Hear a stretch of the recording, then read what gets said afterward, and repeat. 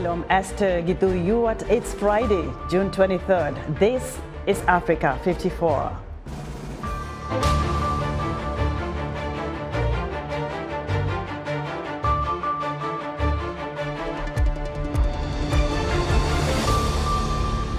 Sierra Leone gears up for presidential elections amid growing frustration, economic crisis, and looming protests. Suicide deaths and suicide attempts at a refugee settlement in Uganda. Why are people giving up on life? We'll have a report. And a free concert featuring an all-female lineup from 3 countries marked the World Music Day in Nairobi, Kenya. Heather Maxwell will tell us all about it in our entertainment segment. All this and much more coming up on today's Africa 54.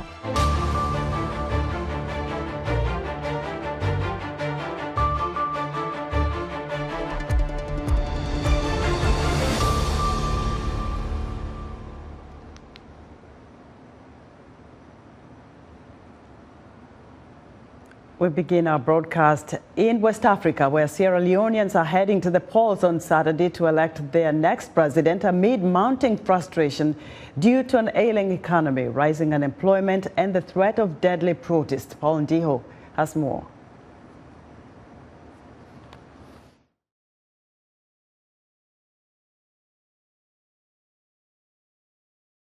Sierra Leone's incumbent president, Julius Maada Bio, seen as the frontrunner, hopes to secure a second term. We're a responsible party, we're responsible people. We made a promise also, and we deliver all the promises we'll make. We talk and we do and also. The vote takes place as a country of 8 million faces a high cost of living crisis that sparked riots last August, which left more than 30 people dead. The West African country, which never fully recovered economically from a 1991 to 2002 civil war and the Ebola epidemic a decade later, was further battered by the COVID pandemic and a fallout from the war in Ukraine.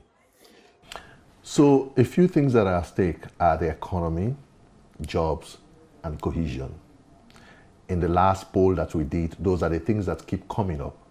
That a number of Sierra Leoneans want whoever wins this election to keep prices down. There are 13 candidates in the race for the top office.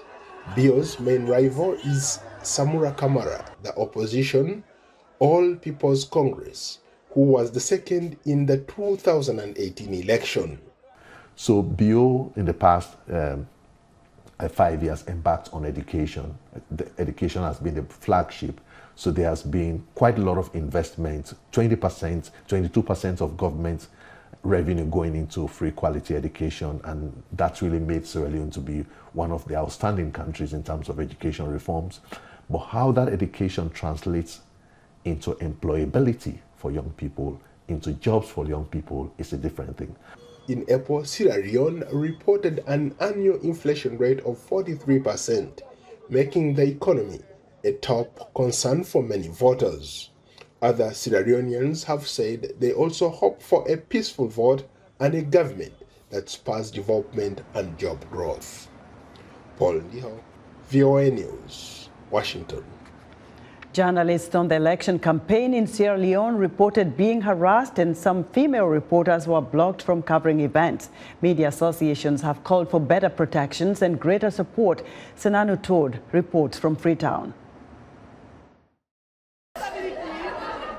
As a journalist, Kadia Tutoli is keenly interested in politics, but she says the risks that come with the beat keep her away.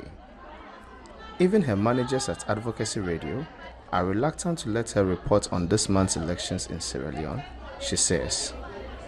When it comes to reporting on sensitive issues about politics, the management will be scared of sending us as women going through. Because we are seeing, even within political parties, they burn, they beat, they will be intimidating women. So, the Port Local-based journalist instead volunteers with political advocacy groups so she can safely take part in politics. Ahead of Saturday's vote, and with isolated incidents of journalists being attacked and harassed online, advocates are calling for better protection. In one incident on June 14th, supporters of a political party attacked BBC and Reuters journalist Umaru Fofana as he covered a press conference. Onlookers intervened and came to his rescue, says the Sierra Leone Association of Journalists. Sierra Leone's government says systems are in place to keep political parties accountable, and they say journalist associations and political parties work together with the national security to create a working document on covering elections. So we've had several engagements, even with the launching of the media regulations as well as the electoral regulations. All of them were part of it. And they now know the parameters of how to protect themselves and how to work in concert with the security forces, how to cover crises or how to cover the elections. But more action is needed, says Millicent Cabo, Executive President of the Sierra Leone Association of Women in Journalism. The election doesn't end on voting day. So what happens after the election, the post-elections? They will still continue doing programs. They will still continue going to the political parties for interviews to do their programs. So we need the protection of women journalists, and we also need them to be given the space to do their work. Media watchdog Reporters Without Borders says violence against media in Sierra Leone has decreased in recent years. But the Association of Women in Journalism says more can and should still be done. Sana Nutot for VOA News, Freetown, Sierra Leone. U.S. Africa business partnership has a long history, and the ties between the continent and America continue to grow. In December 2022, U.S. President Joe Biden invited African leaders to a summit in Washington. Africans in the diaspora continue to work hard to further strengthen these ties. And joining me is Mama Traore, Executive Director, U.S. Malian Diaspora and Locals Coalition that promotes trade and investment between the U.S., Africa, and the Caribbean regions. Mama, welcome to Africa 54. Thank you for having me. Now, let's talk about what's the most appealing business between the African diaspora and the United States that, promote that, continuity of the friendship that we've seen between the U.S. and Africa. Right. So the great thing is right now the U.S. is now engaging Africa.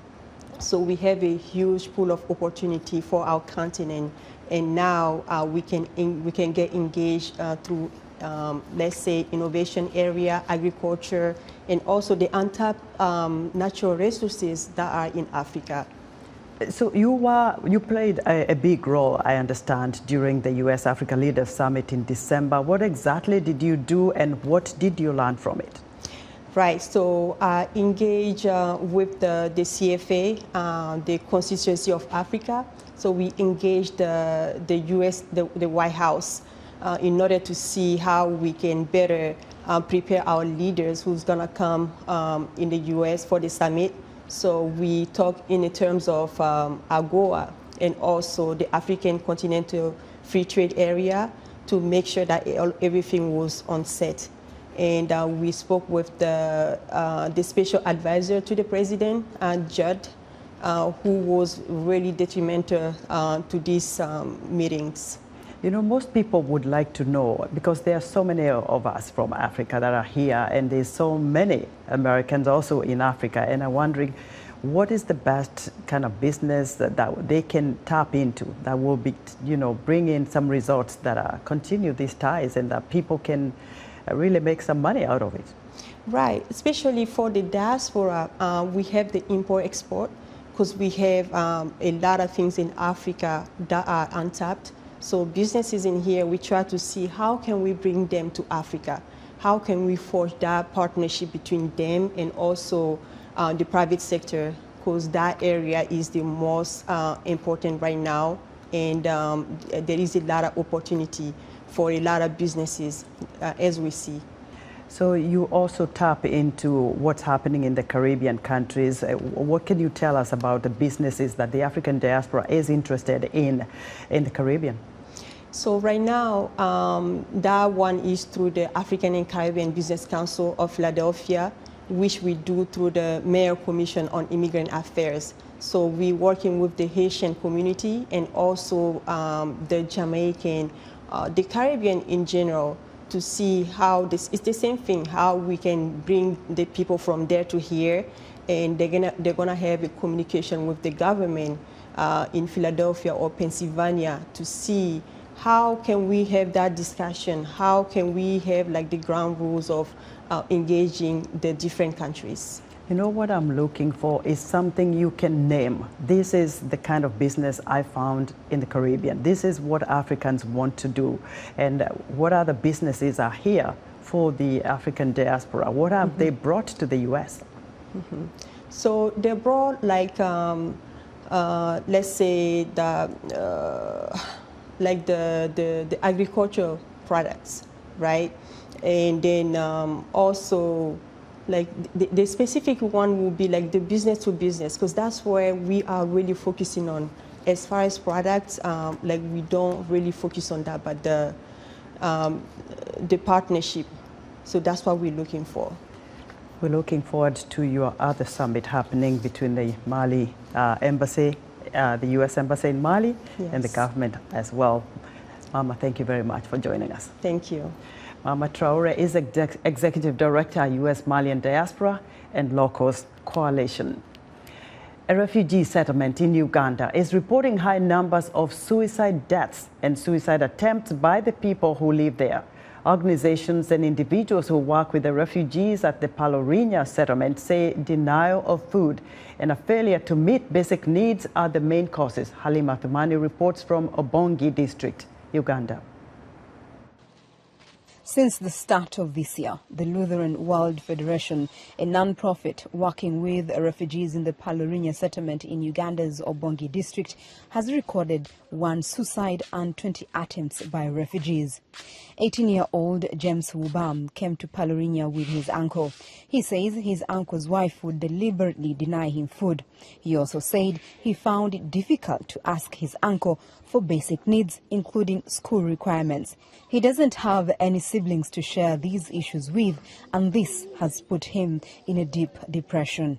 I thought of hanging myself. I went to a local club with my friends and consumed some alcohol. When I got home, I contemplated suicide. According to the Lutheran World Federation, between January and September 2019, Palorinya recorded the most suicide cases of all refugee settlements in Uganda, with 29 suicides attempted and 13 completed. In 2022, the Federation says 1 suicide and 45 attempted suicides were reported in the settlement. Isaac Oturi, a clinical psychologist with the Lutheran World Federation, says most of the 20 suicide attempts so far this year involved young people triggered by unmet needs. In a settlement here, their hands are tied. You survive only on the given items. Now you can't make it for yourself. Now to make it worse is that even those who are in position to work, there is very few or less or minimal livelihood opportunities that would help them to earn a better living. Of the more than 1.5 million refugees in Uganda, most of whom come from South Sudan, Palorinya hosts 123,000. In July, the World Food Programme will begin targeting food and cash aid to refugees based on need. Fearing they will be left to fend for themselves, some refugees have considered suicide. Michael Gale said that when he found out that his name was listed under those whose families would not get food, his wife left him. Left to fend for 4 children, he contemplated a quick escape. They will call you Baba when they want to eat, but there is no food, there is nothing. I cannot go find labor work from people. I sit in one place. It is too much, and it is better for me to hang myself.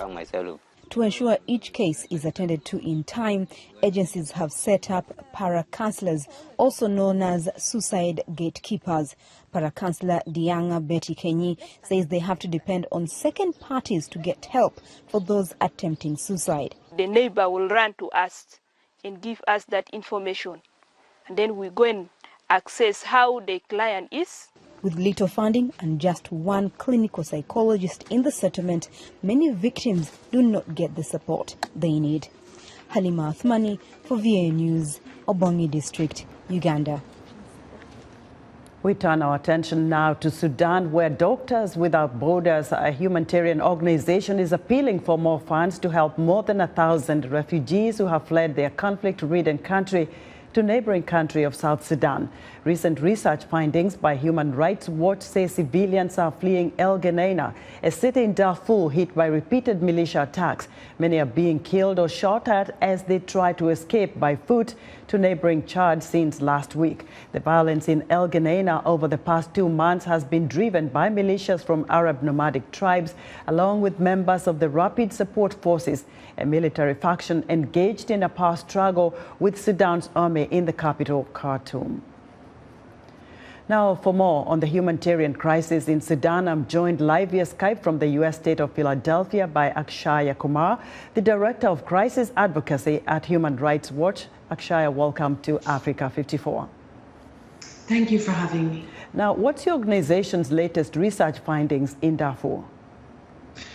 We at Human Rights Watch dispatched a team of researchers to Chad, and so they were able to meet with refugees who had newly arrived from Darfur to share their perspectives and their experiences. And what we heard is harrowing, absolutely harrowing stories and experiences, encounters of people who were driven from their homes, people who saw family members or neighbors be killed in cold blood in front of them, civilians who were not part of the fight, who were chased, including into places of worship.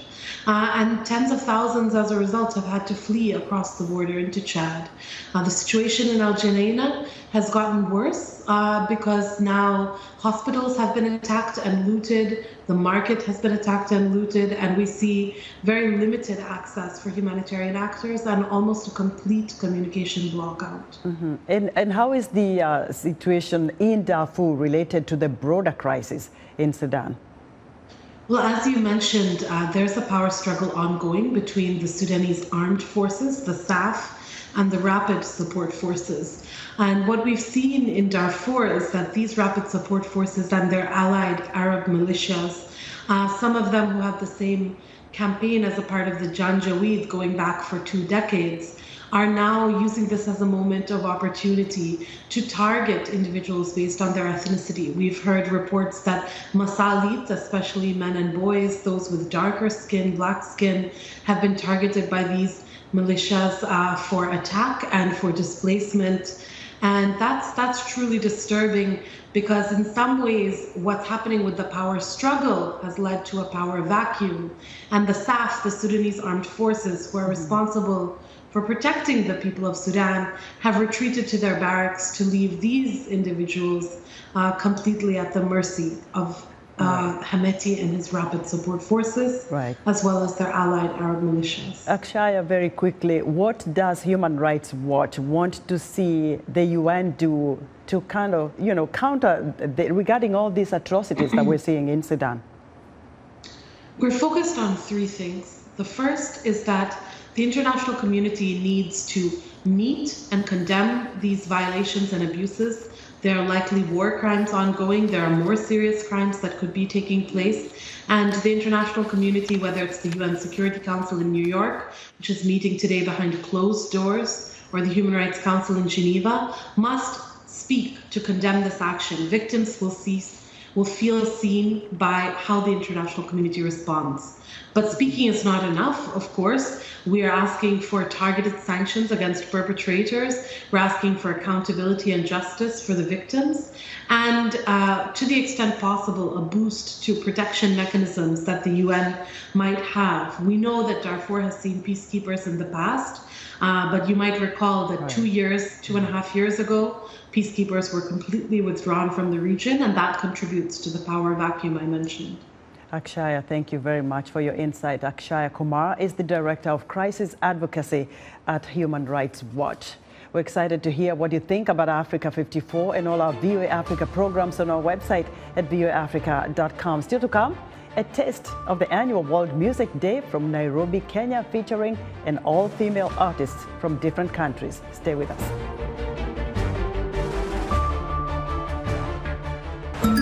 From the spongy and delightful injera in the Horn to West Africa's iconic jollof rice, African traditional dishes are as diverse as the continent itself. Over the years, the continent has also produced popular chefs who are creating unique cuisine for African food lovers. On this week's episode of Our Voices, we will explore how female chefs are telling African stories through their culinary skills, and we will meet acclaimed women chefs. Join the conversation each week right here on Our Voices.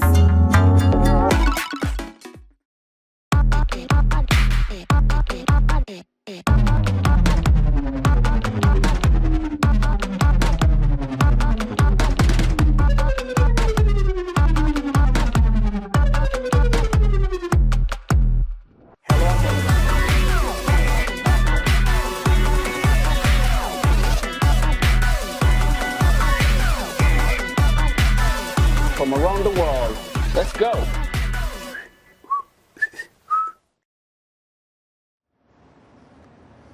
In other African news, Zimbabwe's Electoral Commission says 11 candidates will run for the presidency in an August election. Several hopefuls were disqualified for failing to raise the $20,000 needed to appear on the ballot. The election is expected to pit incumbent President Emmerson Mnangagwa of the ZANU-PF party against Nelson Chamisa of the Citizens Coalition for Change.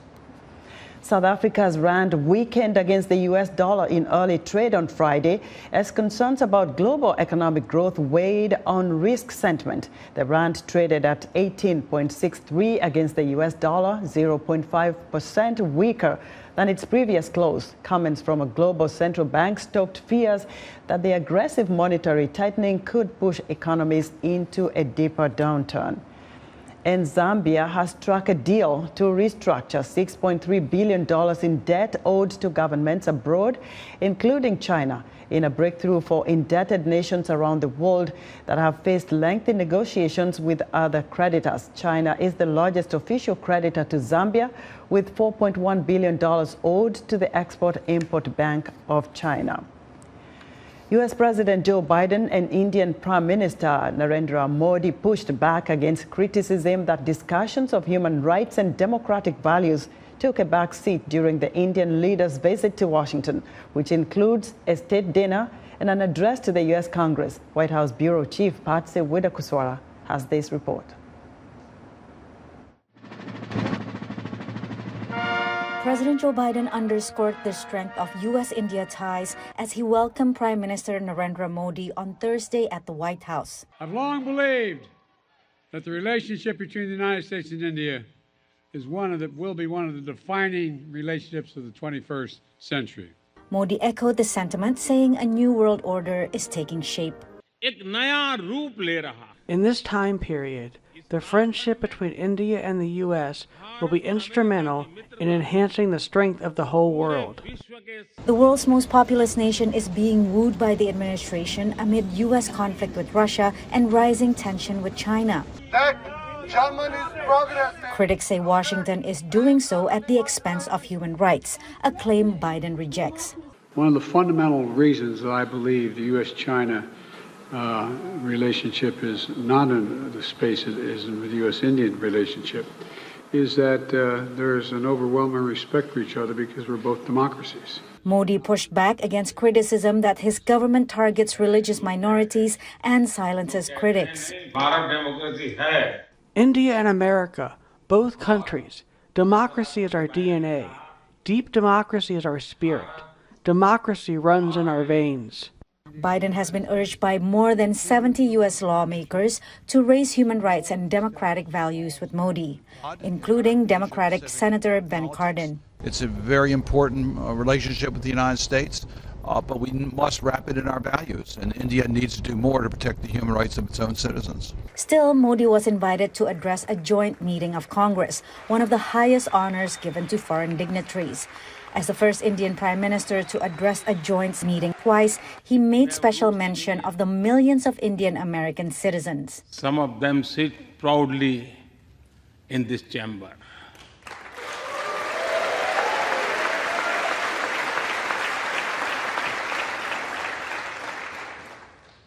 And there is one behind me who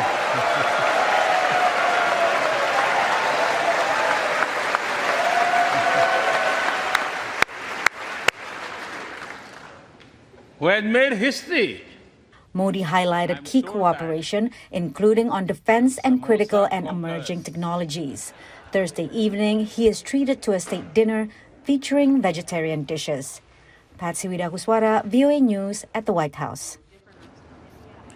The annual World Music Day, also known as Fête de la Musique, took place June 21st. Free public concerts and street performances are held around the world in more than 700 cities.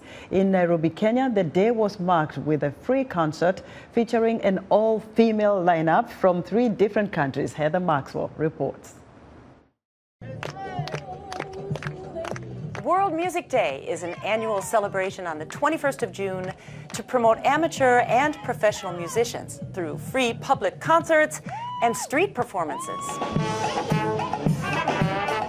The event, also known as Fête de la Musique, first took place in France in 1982 and has since become a global celebration, taking place in more than 700 cities around the world.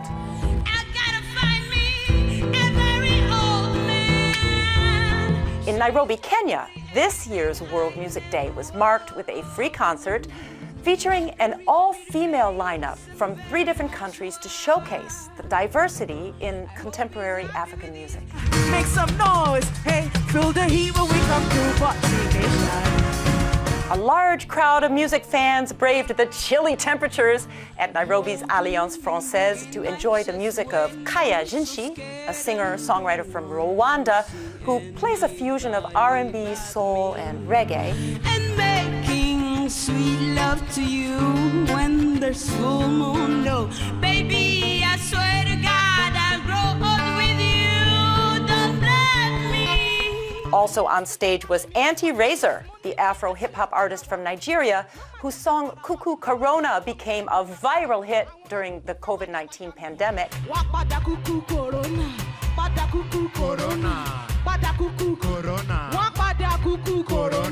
And finally, there was a performance by one of Kenya's hottest female performers, Fena Gitu, a singer, songwriter, and rapper who has made a name for herself with urban soul rhythms. Let me hear you say yeah, oh yeah, yeah, yeah. The 3 ladies each delivered a powerful performance that got the crowd singing, clapping, and dancing for the 2-hour show. Hey, it made it all worthwhile. Celebration of World Music Day 2023 in Nairobi.